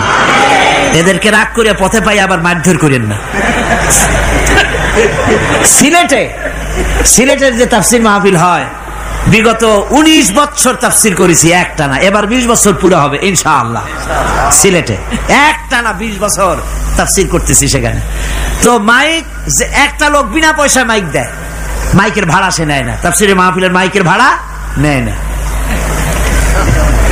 যে বছর এরশাদ সরকার আমাকে প্লেন থেকে নামতে দিল না, আপনাদের মনে আছে? সিলেট থেকে ফিরাই দিল। এই খবরটা মাইকম্যান যখন শুনেছে যে আমাকে নামতে দেয় নাই, ফিরাই দেওয়া হয়েছে, সাথে সাথে স্ট্রোক করেছে, হার্ট ফেল করে দুনিয়া থেকে বিদায় হয়ে গিয়েছে। সিলেটে তাফসির হতে পারবে না এই কথা সে বরদাস্ত করতে পারে না। আমি কেঁদেছি আর দোয়া করেছি, আল্লাহ কোরআনের মহব্বতে লোকটার এই অবস্থা হলো, তোমার জান্নাত তুমি দয়া করে তাকে দান করে দিও। কাজে কোনো ব্যবসায়ী চায় না যে তার ব্যবসাটা খারাপ হোক, লোকেরা মন্দ বলুক। এ মাইকের ব্যাপারে আপনারা আজকে রাগারাগ করেন না, যা হয়েছে কালকে ভালো হবে ইনশাআল্লাহ। সবাই বলেন ইনশাআল্লাহ। এখন চলেন আমরা ফেরাউনের অবস্থা দেখি গিয়া কি করতেছে ফেরাউন। মুসা আলাইহিস সালামকে ঘেরাও করে ফেলেছে, পালাবার উপায় নাই। একদিকে দরিয়া, তিন দিকে ফেরাউনের শক্তি। এই যে ঘেরাও টেরাও, মানে নতুন তো না, ধর্মঘট নতুন না, পুরানা জিনিস। এই পৃথিবীতে সর্বপ্রথম ধর্মঘট কিসের উপরে হয়েছে জানেন? এই পৃথিবীর প্রথম ধর্মঘট হয়েছে পেঁয়াজ, রসুন আর ডাইলের উপরে। মুসা আলাইহিস সালামের জামানায় লান নাসবিরা আলা তাআমিন ওয়াহিদ, আমরা এক রকমের খাদ্য আর খাবো না, আমাদের পেঁয়াজ দেওয়া লাগবে, ডাল দেওয়া লাগবে, রসুন দেওয়া লাগবে। সর্বপ্রথম ধর্মঘট হয় মুসা আলাইহিস সালামের জামানায়, সেখান থেকে শুরু হয়েছে। কিন্তু মশাল মিছিল যে আসলো কই থেকে, এইটা আমি খুঁজে পাইনি। পরে প্রত্যেকটা জিনিসের তো ইতিহাস আছে, আমি খুঁজতে খুঁজতে পেলাম। আমি জানি না এর ইতিহাস মূলে কোথায়, কিন্তু আমি যতদূর খুঁজে পাইছি সেটা হলো মশাল মিছিলের আবিষ্কার হয়েছে লঙ্কায় রাবণের সময়। হনুমানের লেজে আগুন দিয়া তারপরে লঙ্কা কাণ্ড ঘষালো, নামই আছে লঙ্কা কাণ্ড। হনুমানেরা লেজে আগুন দিয়ে রাবণ যে লঙ্কায় মশাল মিছিল করেছিল হনুমানকে দিয়া, ওই হনুমানের ওই সিস্টেমটা এখনো আমাদের দেশে চালু আছে। এইটা আসলে কোন ভদ্র লোকের এই মিছিল হওয়া উচিত না। আগুন নিয়ে কিসের মিছিল? আগুন হলো জাহান্নামের প্রতীক। আগুন কিসের প্রতীক? জাহান্নামের প্রতীক। যদিও আমাদের উপকারে লাগে, কাজে লাগে। সুতরাং আমরা যা করব, প্রত্যেকটা জিনিসের পেছনে সুন্নতে নববীর কোনো না কিছু থাকতে হবে। কথা বুঝতে পেরেছেন? তিন দিক থেকে ঘেরাও হয়ে গেছে, পালাবার কোনো রাস্তা নেই। হযরতে মুসা আলাইহিস সালামের কাছে উম্মতেরা বললেন, পালাবার তো কোনো পথ নাই, এখন উপায়টা কি? আমাদের তো আর উপায় নাই। মুসা আলাইহিস সালাম দেখেন বিপদে পড়ে গেছেন, কিন্তু ধৈর্য হারান নাই, ভয় পান নাই। ভয় পাইছিলেন? ভয় পেয়েছেন? প্রশ্নই ওঠে না। মুসা আলাইহিস সালাম, আল্লাহ পাক যাদেরকে বলেছেন উলুল আজম রাসূল, যাদের বলেছেন তার মধ্যে হযরত মুসা একজন উলুল আজম পয়গম্বর। চারটিখানি কথা না, আল্লাহ কথা বলছেন তার সাথে, কালিমুল্লাহ তিনি। সুবহানাল্লাহ। কর মুসা আলাইহিস সালাম শোনালেন, কাল্লা ইন্না মাইয়া রাব্বি সায়াহদিন। কখনো নয়, আমার উম্মতেরা ভয় পেও না, আমার রব অবশ্যই আমাকে পথ দেখাবেন। সুবহানাল্লাহ। তিন দিক থেকে শত্রু, একদিকে দরিয়া, পালাবার কোন রাস্তা নাই। সেখানে দৃঢ়তার সাথে তিনি বলছেন, অবশ্যই আমার আল্লাহ আমারে পথ দেখাবে। সুবহানাল্লাহ। নবীরা এই দৃঢ়তা দেখিয়েছেন, অবিচলতা দেখাইছেন। আল্লাহ পাক মুসা আলাইহিস সালাম যখন এই দৃঢ়তা দেখালেন, এই অবিচলতা দেখালেন, সঙ্গে সঙ্গে জিবরাইল এসে হাজির হয়ে গেলেন। আল্লাহ পাক বলেন, ফাআওহাইনা ইলা মুসা আন আদরিব বিআসাকাল বাহরা ফানফালাকা ফাকানা কুল্লু ফিরকিন কাত্তাউদিল আযীম। মুসা আলাইহিস সালামকে আমি ওহী নাযিল করলাম, তাকে বললাম হাতে যে লাঠি আছে, এই লাঠি দিয়ে আঘাত করো দরিয়ার উপরে। দরিয়ার উপরে আঘাত করলেন, একটা রাস্তা হয় নাই, 12টা রাস্তা তৈরি হয়ে গেল। আর দেওয়ালগুলা পাহাড়ের মতো উঁচা হয়ে গেল। দরিয়ার ভিতরে পাহাড়ের মতো উঁচা, মজবুত 12টা রাস্তা। এবার মুসা আলাইহিস সালাম তার দলবল নিয়ে চললেন। আল্লাহ রাব্বুল আলামিন বলেন, ওয়া আনজাইনা মুসা ওয়া মান মাআহু আজমাইন। মুসা এবং তার সাথী সঙ্গীদেরকে আমি পার করে দিলাম। মুসা আলাইহিস সালাম এবং তার সাথী সঙ্গী নিয়ে যখন দরিয়ার মাঝখানে আসছে, ফেরাউন তার দলবল নিয়ে এসে গেছে। আসে দেখে নদীর মধ্যে রাস্তা। বাবা, খুব তো কায়দা। ও মনে করছে ওর বাজানের তৈরি করা ডিস্ট্রিক্ট বোর্ডের রাস্তা। ওর লোকজন নিয়ে নেমে গেছে দরিয়ার ভিতরে, ও আসছে মাঝখানে, মুসা আলাইহিস সালাম চলে গেছেন ওপার, দরিয়া পার। মাঝখানে যখন এসে গেল, আল্লাহ রাব্বুল আলামিন পানিকে অর্ডার করলেন কুন। আল্লাহর তো বটন টেপা লাগে না, মুখ দিয়া কোনো হুকুম করা লাগে না, শুধু বলেন কুন। যে ব্যাপারে কুন বলেন ফায়াকুন, সাথে সাথে হয়ে যায়। আল্লাহ বললেন কুন, আর অমনি রাস্তা বন্ধ হয়ে গেল। এবার তুফান শুরু হয়েছে নদীতে, ঢেউয়ের উপরে ঢেউ, মৌজুন কাল জিবাল, পাহাড়ের মতো উঁচু হয়ে হয়ে ঢেউ আসতেছে। দলবল ঘোড়া আর অস্ত্রপাতি যা ছিল সব মরিয়া শেষ। এবার ফেরাউন একা উপরে ওঠে আর নিচে নামে, পানি খেতে খেতে পেটের কাম সারা,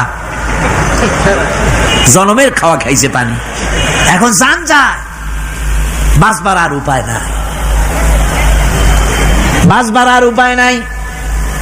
ফেরাউন তার নিজের জীবন সম্পর্কে হতাশ হয়ে গেল। এবার ফেরাউন বলতেছে, আমানতু আন্নাহু লা ইলাহা ইল্লাল্লাযী আমানাত বিহি বানু ইসরাঈল। আমি ঈমান আনলাম, আমি ঈমান আনলাম আল্লাহ ছাড়া কোনো ইলাহা নাই। ওই আল্লাহর উপর ঈমান আনলাম যে আল্লাহর উপর ঈমান এনেছে বনি ইসরাঈলেরা। আল্লাহ যাতে ঠিক পায় যে কোন আল্লাহর উপর ঈমান আনছে। বনি ইসরাঈলের আল্লাহর উপর ঈমান আনলাম। আল্লাহ এই তো মুসলমান হয়ে গেছি, এরপরও আমার সুবাও কেন?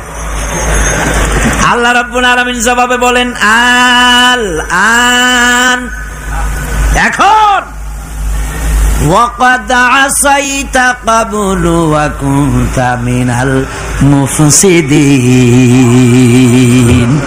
এখন ঈমান আনার কথা বলছো, অথচ যুগের পর যুগ, বছরের পর বছর ধরে আমার মানুষের উপরে মন গড়া আইন চালায়েছো, আমার পয়গম্বরের সাথে বেয়াদবি করেছো। আজ তোমাকে আমি ছাড়ছি না, তোমাকে আজকে ছেড়ে দেব না, আমি তোমাকে মারব। আর সমস্ত পানির প্রাণীগুলিকে, স্থলচর প্রাণীগুলিকে আল্লাহ পাক অর্ডার দিয়া দিলেন, এই ফেরাউনের লাশকে ডুবাবি না, পচাবি না, খাবি না।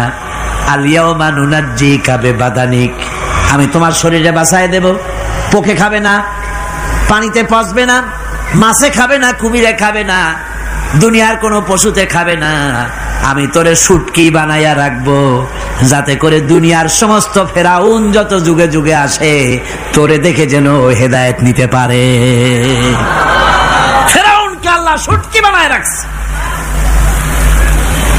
আমি ফেরাউনদের লাশ দেখেছি ব্রিটিশ মিউজিয়ামে। ফেরাউন তো একটা না, অনেকগুলা। আসলটারে অবশ্য দেখিনি। ব্রিটিশ মিউজিয়ামে ওই ফেরাউনগুলার লাশ যখন অসুবিধা হয়, মমিগুলি, তখন ইংল্যান্ডে নিয়ে যায় চিকিৎসা করাবার জন্য। চোখ টোক আছে গর্তের ভিতরে, তারপরে চামড়া টামড়া হাড়ের সাথে মিশানো, ওইভাবে চেহারা দেখলে মনে হয় যে সত্যি ফেরাউনিগুলা। আর ব্রিটিশের কাম মিশর থেকে না আনছে এমন কোন জিনিস নাই। আমি সেখানে এক বক্তৃতা বলছিলাম, আপনারা এদের এখন সভ্য, এদের এখন ভদ্র, এরা হলো ইন্টারন্যাশনাল চোর। ওরা সারা দুনিয়া চুরি করেছে। লন্ডনে বক্তৃতা করেছি, সারাটা দুনিয়া চুরি করছে, আমাদের দেশকে শোষণ করেছে। এই বিশাল ভূভাগকে শোষণ করে ইংল্যান্ডের দ্বীপটাকে তারা সাজাইছে। তারা ময়ূর সিংহাসনের, শাহজাহানের ময়ূর সিংহাসনের ময়ূরের বাম চোখে কোহিনূর মণি লাগাইছিলেন। শাহজাহান ময়ূরের ডান চোখে কোহিনূর মণি লাগায় নাই। কোহিনূর মণির অনেক দাম, আমি দেখে এসেছি মণি।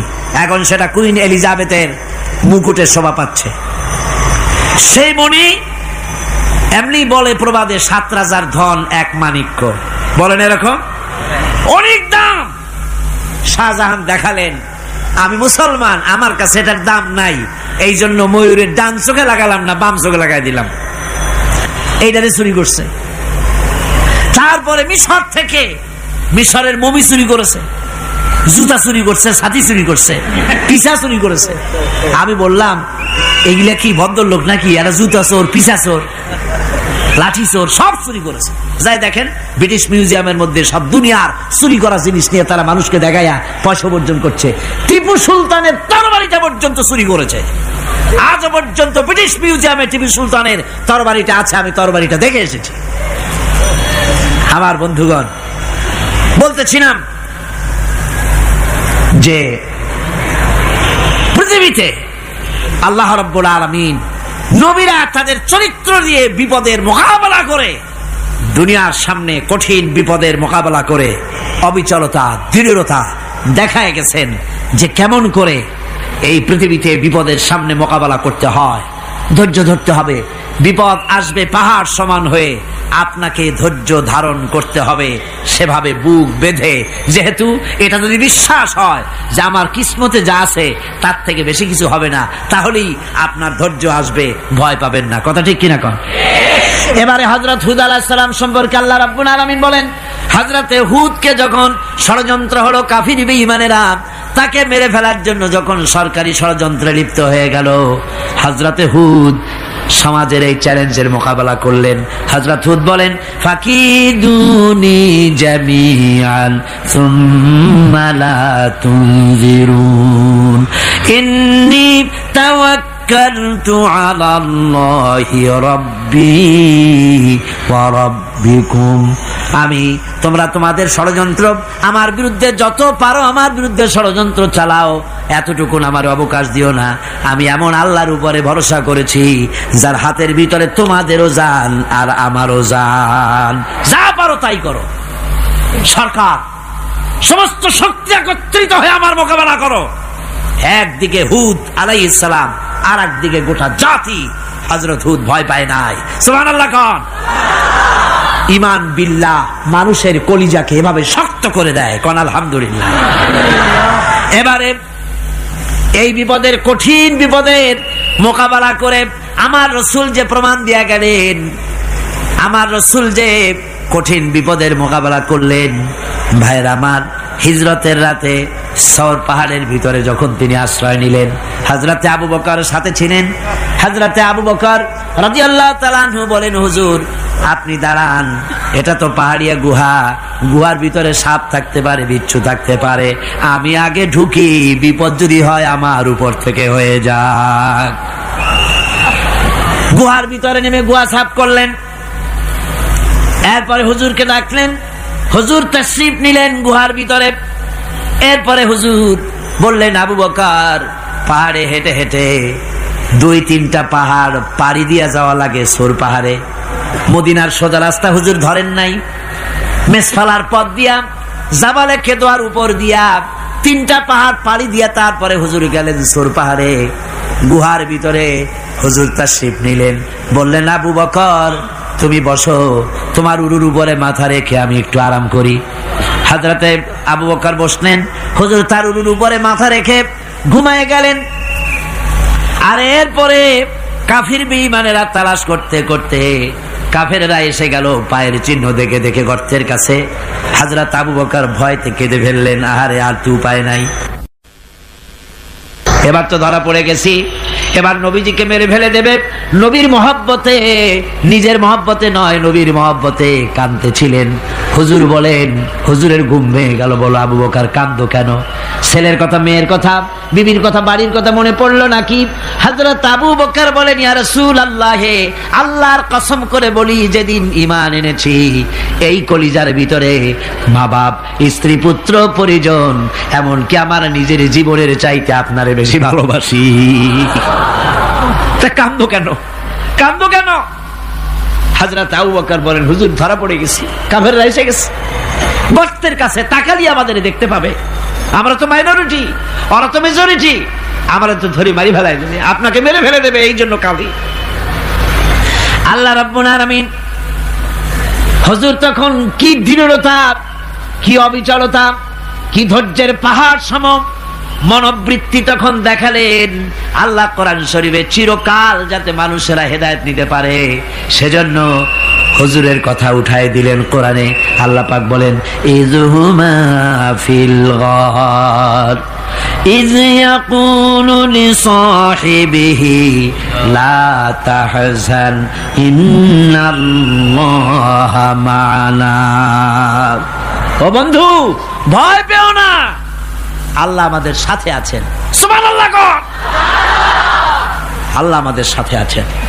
আমরা মাইনরিটি নই, আমরাই মেজরিটি। আল্লাহ আছে আমার সাথে, ভয় পাওয়ার কোনো কারণ নাই। সুবহানাল্লাহ। আল্লাহ পাক বলেন ফাআনসালাল্লাহু সাকিনাতাহু আলাইহি ওয়া আইয়াদাহু বিজুনুদিন লাম তারাওহা। আমি এদের অন্তরের ভিতরে আমি শান্তি নাজিল করে দিলাম, প্রশান্তি দিয়া দিলাম, আর আমি সাহায্য করলাম, আর এমন সব সৈন্য পাঠায় দিলাম যে সৈন্যগুলি তোমরা দেখতে পাও নাই।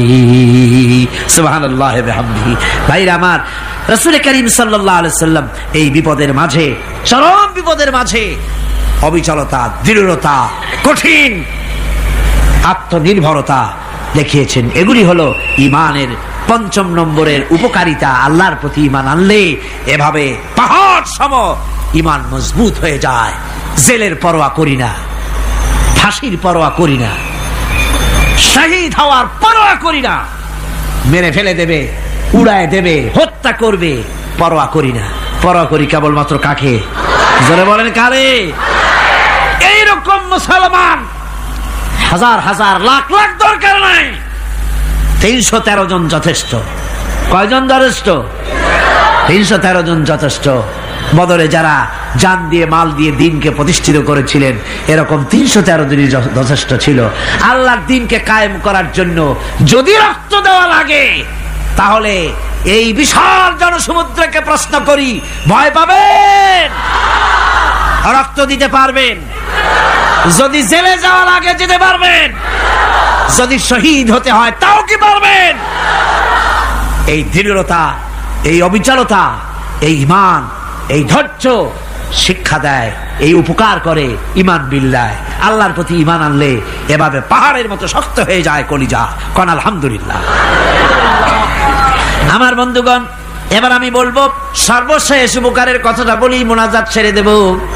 কয়টার কথা বলছিলাম? উপকার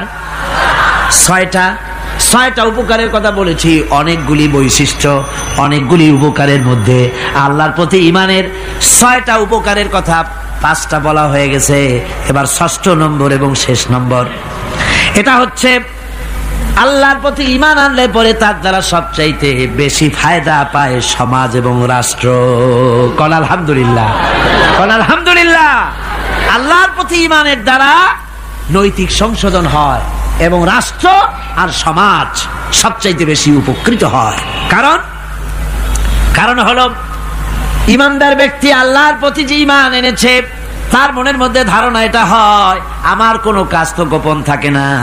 ইন্নাল্লাহা লা ইয়াখফা আলাইহি শাইউন ফিল আরদি ওয়ালা ফিস সামা। আল্লাহর কাছে গোপন বলতে কিছু নাই, আকাশেও নাই, জমিনেও নাই, কোনো কিছু গোপন নাই। সুতরাং আমি যা করি সব আল্লাহ দেখেন এবং শোনেন। এমনকি মানুষ যে কল্পনা করে, সে কল্পনাও আল্লাহ টের পায় না, নাকি? টের পায় কিনা? ওয়াইন তুবদু মিন আনফুসিকুম আও তুখফুহু ইউহাসিবুকুম বিহিল্লাহ। মনের ভিতরে যে কল্পনা করো, আল্লাহ পাক বলেন এই কল্পনারও হিসাব আমি রব্বুল আলামিন তোমার কাছ থেকে নেব। ফায়ুআযযিবু মাইয়াশাউ, যারে খুশি শাস্তি দেব, আর যারে খুশি আমি মাফ করে দেব। জোরে বলেন সুবহানাল্লাহ।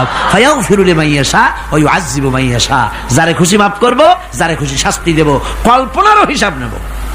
এই কথা মুমিনের যদি জানা থাকে, তাহলে আর তার কোনো চিন্তা থাকে না, তার নৈতিক চরিত্র ভালো হয়ে যায়। কোন সুবহানাল্লাহ। মোনাজাতের কথা শুনে গতকাল বলছিলাম যে মোনাজাতের কথা শুনে যারা হাঁটে, আমি বুঝি না, আমার বুঝে আসে না যে এটা কেমন ধরনের নৈতিকতা। আপনি আপনার বিবেককে কি বুঝান? এই বিশাল জনসমুদ্র নিয়ে আল্লাহর কাছে হাত তুলবো, দোয়া করব, মোনাজাত করব, এই লোভ সম্বরণ করেন কি করে?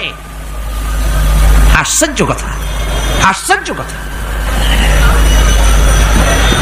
আমার বন্ধুগণ, ঈমানদার লোক, আল্লাহর প্রতি ঈমান আসলে পরে সমাজ উপকৃত হয়, রাষ্ট্র উপকৃত হয়ে যায়। যেহেতু বান্দা জানে আমি দায়িত্বহীন কোনো কথা বলতে পারবো না, দায়িত্বহীন কোনো কাজ করতে পারবো না। আল্লাহ পাক বলেছেন, মা ইয়ালফিযু মিন কাউলিন ইল্লা লাদাইহি রাকীবুন আতীদ। বান্দা এমন কোনো কথা বলে না যে কথা আমার ফেরেশতারা রেকর্ড করে না রাখে। কাজী মুমিন ব্যক্তি আল্লাহর ভয়তে দায়িত্বহীন কথা বলবে না। নির্বাচন আসতে পরে রাস্তা সোনা দিয়ে বান্দায় দেব, এই করব সেই করব, না খাইয়া কেউ মরবেন না।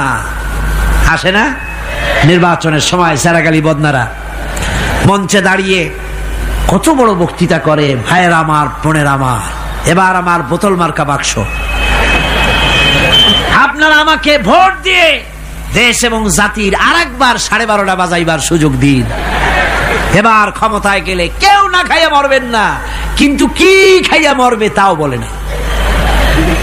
এর মানবতী অর্থ হচ্ছে এই, ওরা যদি ক্ষমতায় যেতে পারে তাহলে বিষ খাইয়া হোক, গুলি খাইয়া হোক, কিছু না কিছু খেয়ে মরতে হবে। একেবারে খালি পেটে মরলে গ্যাস্ট্রিক হওয়ার সম্ভাবনা আছে। ঈমান বিল্লাহ যদি না থাকে, আল্লাহর ভয় যদি না থাকে, তাহলে দায়িত্বহীন কথা বলে। আর আল্লাহর ভয় যদি থাকে তাহলে নৈতিকতার সংশোধন হয়ে যায়, দায়িত্বপূর্ণ কথা বলে, মানুষকে ফাঁকি দেয় না। আমার বন্ধুগণ, আল্লাহ রাব্বুল আলামিন তার বান্দা যারা আল্লাহকে ভয় করে, সে ভয় করা বান্দাগুলির মনের মধ্যেই চিন্তা এসে যায়, আমি যেখানে থাকি না কেন আল্লাহ আমাকে দেখতেছেন, শুনতেছেন, রাতে হোক দিনে হোক, যেখানে আছি আল্লাহ আমারে দেখতেছেন। আল্লাহ পাক বলতেছেন, ওয়া হুয়া মাআহুম ইজ ইউবাইতুনা মা লা ইয়ারদা মিনাল কাওলি ওয়া কানা আল্লাহু বিমা ইয়ামালুনা মুহীতা। আল্লাহ পাক বলেন, আমি তো আমার বান্দার নিকটে তখনও থাকি যখন সে গোপনে গোপনে রাতের বেলায় আমার মর্জির খেলাফ পরামর্শ করে। আমার মর্জির খেলাফ পরামর্শ করতেছে রাত্রে, আমি তো তখনও কাছে থাকি, ওটা আমি শুনি। ঈমান যদি আসে তাহলে এই সব কাজ থেকে সে বিরত থাকে। সে যদি কম হয় সেখানেও আল্লাহ, বেশিও যদি হয় সেখানেও আল্লাহ। এমন কোন জায়গা আছে নাকি চিটাগংয়ে যেখানে আপনি একটা আকাম করবেন আর আল্লাহ টের পাবে না? কোন আছে নাকি? আচ্ছা, চট্টগ্রামে না থাকুক, বাংলাদেশের কোন জায়গা আছে নাকি? পার্বত্য চট্টগ্রামে যত পাহাড় আছে, উঁচু নিচে জায়গা আছে, ওই জায়গায় বোধহয় আছে নাকি? সারা পৃথিবীতে আছে কোথাও? আল্লাহকে ফাঁকি দেওয়ার জায়গা কোথাও? সব স্পষ্ট। আল্লাহ কি ঘুমায় নাকি? ঘুমায়? তার কাছে দিনও যায়, রাতও তাই। সমানে তিনি দেখতে পান, শুনতে পান, সবকিছু দেখতে পান, সবকিছু শুনতে পান। তাকে ফাঁকি দেওয়ার কোনো উপায় নাই। এই জন্য ৬ষ্ঠ নম্বরের উপকার যেটা হয় সেটা হলো সমাজ উপকৃত হয় ওই মানুষ দিয়ে যার মধ্যে ঈমান আছে। হযরত ওমর রাদিয়াল্লাহু তাআলা আনহু রাতের আধারে শেষ রাত্রে ঘুরতেছিলেন, দেখেন এক বাড়িতে কথা হচ্ছে, কথাবার্তার আওয়াজ পাওয়া যায়। মনে করলেন কোন অসুখ বিসুখ নাকি। ঘরে গিয়ে কান পাচ্ছেন দেওয়ালের সাথে, শুনতে পাচ্ছেন ভিতরে বুড়ি মা তার মেয়েকে বলছে, এই মেয়ে ওঠ, উটের দুধ দোয়াই নিয়ে আসছি, এর মধ্যে পানি মিশা, তারপর সকালে বাজারে নিয়ে যা। মেয়ে বলছে, মা এই কামটা আমি পারবো না। কেন পারবি না? হযরত ওমর ফরমান জারি করেছেন, দুধে পানি মিশাতে নিষেধ করেছেন, কাজে এই কাজটা আমি পারবো না। আরে বেটি, আমিরুল মুমিনিন দেখ এখন কোথায় যায়, ঘুমায় আছে, সে কি দেখতেছে নাকি যে পানি মিশাই নাকি মিশাই? মেয়ে বলতেছে, মা আমিরুল মুমিনিনকে ফাঁকি দেওয়া যেতে পারে, তার পুলিশ বাহিনীকে ফাঁকি দেওয়া যেতে পারে, কিন্তু আল্লাহ রাব্বুল আলামিনের চোখকে ফাঁকি দেওয়া যাবে না। হযরত ওমর এই কথা শুনে বাড়ি চলে গেলেন আর নিজের ছেলেকে ডেকে বললেন, ছেলে আমার, অমুক জায়গায় একটা বাড়ি আছে, সেখানে একটা যুবতী মেয়ে আছে, ওই মেয়েটার বিয়ে হয়েছে কিনা শোনো, যদি বিবাহ না হয়ে থাকে তুমি তোমার নিজের বিয়ের প্রস্তাব দাও। আমিরুল মুমিনিন এই মেয়েটা সুন্দরী কেমন, স্বাস্থ্য কেমন কিছুই দেখলেন না, দেখলেন তাকওয়া। কি দেখলেন? তাকওয়া, আল্লাহর ভয়। আল্লাহর ভয় যখন একটা জাতির মধ্যে আসে, পুলিশ লাগে না, পুলিশের কাজ কমে যায়। পুলিশ তো পাহারা দিতে দিতে অস্থির হয়ে যায়, সারা রাত দিন সমানে কষ্ট করতে হয় তাদের। অধ্যাপক মুফিজুর রহমান সাহেব কালকে যে কথাটা বলছিলেন, আসামি পুলিশেরা কত কষ্ট করে জানবাজি করে আসামি ধরে, আর টেলিফোন আসে, হ্যালো কে চিটাগঙ্গের এসপি নাকি? বলে হ্যাঁ। কারে ধরছো? ধরছি তো বল্টু মিয়ারে। ছাড়ো মিয়া। বল্টু আমার দলের লোকটা, তুমি ঠিক পাও নাই, তোমার নাক টাইট দিয়ে দেবে। বল্টুরিও ছাড়ো আর তার বন্দুকও ছাড়ো, ঠিক কিনা আমার ভাইয়েরা? সুতরাং ঈমান যদি এসে যায় জাতির মধ্যে, পুলিশের দরকার হবে না, পুলিশ দরকার হবে, কিন্তু তাদের ডিউটি কমে যাবে। আসামিরা আর অন্যায় কাজ কম করবে। রাসূলুল্লাহ যখন প্রেসিডেন্ট হয়েছিলেন, একজন মহিলা জিনা করেছিল, হাদিস শরীফে এসেছে ওই মেয়ে লোকটাকে জিনা করতে কেউ দেখে নাই। জিনা করার পর তার মধ্যে অনুভূতি জাগলো, এমন পাপ করেছি, এখন তো আমার জাহান্নাম ছাড়া উপায় নাই। মেয়ে লোকটি রাসূলুল্লাহর কাছে এসে গেলেন, এসে বললেন, হুজুর আমি তো জিনা করেছি, আমারে শাস্তি দেন। হুজুর মুখ ডান দিকে ফিরালেন, মেয়ে লোকটা ডান দিকে এলো, বললো জিনা করেছি, শাস্তি দেন। হুজুর বাম দিকে ফিরলেন, মেয়ে লোকটা বাম দিকে এসে বললো জিনা করেছি, শাস্তি দেন। মেয়ে লোকটা কিন্তু জানে জিনার শাস্তি সহজ ব্যাপার নাই, পাথর মেরে উড়িয়ে দেওয়া, মৃত্যুদণ্ড জানা আছে তার। এরপরে মেয়ে লোকটা চিন্তা করেছে, দুনিয়ায় পাথর খেয়ে মরবো, কিন্তু তবুও জাহান্নামের কঠিন আগুন সহ্য করতে পারবো না। রাসূলুল্লাহ বললেন, ও মেয়ে লোক, তুমি কি জিনা কর্তৃক গর্ভবতী হয়েছো নাকি? মেয়ে লোকটা বলল, হুজুর আমি গর্ভবতী হয়েছি। হুজুর বললেন, তুমি অপরাধ করেছো, তোমার গর্ভস্থিত সন্তান তো কোনো অপরাধ করে নাই, সুতরাং শাস্তি এখন দেওয়া যাবে না, ডেলিভারি হোক তারপরে শাস্তি দেব। মেয়ে লোকটা চলে গেলেন। আল্লাহর নবী তার নামে কোনো কেস ফাইল করেন নাই, গোয়েন্দা বিভাগের পুলিশ লাগান নাই। ডেলিভারির পর এই মেয়ে লোক আবার এসে হাজির, পুলিশ দিয়ে আনা লাগে নাই, আবার এসে হাজির, হুজুর আমি সেই হতভাগিনী, বলছিলেন ডেলিভারির পর বিচার করবেন, এই যে বাচ্চা হয়েছে, এ বাচ্চার দায়িত্ব কাউকে দেন, আর আমারে তাড়াতাড়ি শাস্তি দেন, আমি যদি মরে যাই আমি জাহান্নামে চলতে পারবো না। হুজুর বললেন, অপরাধ তুমি করেছো, এই বাচ্চার অধিকার আছে তোমার বুকের দুধ খাবে, আমি সেই অধিকার বাচ্চাকে নষ্ট করতে পারি না, বাচ্চা দুধ ছাড়ুক তারপরে এসো। 2 বছর যেতে না যেতে ওই মেয়ে লোকটি বাচ্চারে কোলে করে নিয়ে এসেছে, পুলিশ লাগে নাই, গোয়েন্দা বিভাগের কাউকে পাঠানো লাগে নাই। মেয়ে লোকটি বাচ্চা কোলে করে নিয়ে এসে হাজির, হুজুর আমারে চিনছেন নাকি? আমি তো সেই হতভাগিনী, জিনা করছিলাম, বিচার চাইছিলাম, ডেলিভারি পরে হবে বলছিলেন, দুধ ছেড়ে দিলে পরে হবে বলেছিলেন, আমার ছেলে এখন দুধ ছেড়ে দিয়েছে, আমি তারে রুটি খাওয়া শিখাইছি, দুধ ছাড়া এখন সে বাঁচবে, আমি তার হাতে রুটি দিয়ে আনছি, দেখেন ও রুটি খেতে পারে, আর দেরি করবেন না, আমার বিচার করে দেন। রাসূলুল্লাহ ছেলেটার দায়িত্ব কাউকে দিয়ে দিলেন, আর বললেন, এই মহিলাটিকে নিয়ে যাও, বুক পর্যন্ত মাটির মধ্যে গেড়ে দিয়ে তারপরে রজম করো। মেয়ে লোকটিকে বুক পর্যন্ত গেড়ে দেওয়া হলো, চতুর্দিক থেকে পাথর মারা হচ্ছিল, পাথরে দেখে শরীরে রক্ত ছিটে এক সাহাবীর গায়ে লাগলো, সাহাবী তারে গালি দিয়েছিলেন।